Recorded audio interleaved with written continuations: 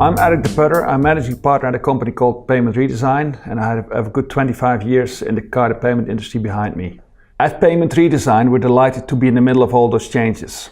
We've done our own studies. We've also done studies for the ATM Industry Association about topics like alternatives for the end of Windows CE, the roadmap to Windows 10, initial thinking about cloud-based payments, what are the benefits, then a follow-up study to determine how the industry can move.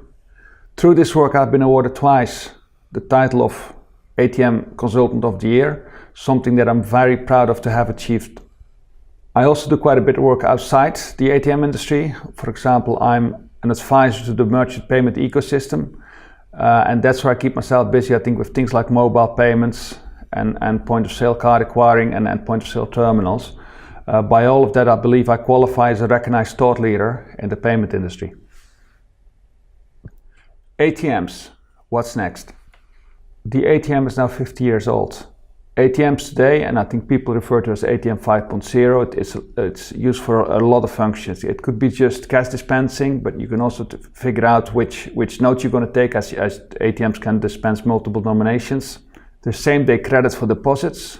There's the video teller functionality. So the ATM has a lot of additional functionality, and there's still more to come. People talk about NFC. I mean, how easy is it to just wave your card at an ATM and the cash comes out? Well, it's definitely a big improvement for those, I think, who are afraid of skimming. There's mobile, and that delivers more convenience. And all those things are happening at a time that the technology is changing. So one of the things that banks are considering is now Windows 10, simply because Windows 7 is out of life. Now, those operating systems have turned out to be quite a big thing in the industry, as you probably well know. And that's why a number of banks have stepped up and they said that we want the industry to also consider cloud thinking. So we want to have cloud ATMs. We want to have ATMs as simple as mobile phones, where you can just download a new app. And if you do then that operating system change, it's a bit like changing an operating system on your phone. I think it's little time, and you don't need to retest with your watch, with your car, or with your smart fridge, if that all still works. Simply, it's cloud-based, it's API, and that is the future. Being in the middle of this means I've got a lot of information about how the future of ATMs will look like. So obviously there are things like Windows 10, but then with the advancing technology, I believe there are a lot of solutions, better solutions, I think, to crack sort of very old problems, things like skimming. NFC and mobile can be used for all of that. There's also the cloud thinking.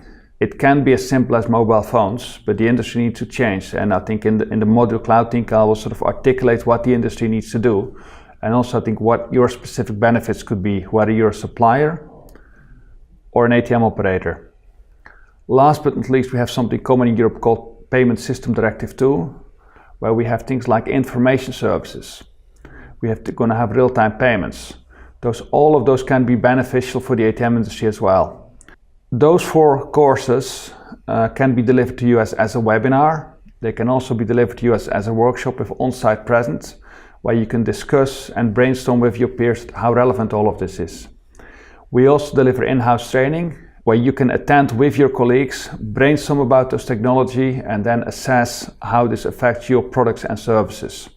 Visit Payment Redesign for the dates, the venues, and for other detail.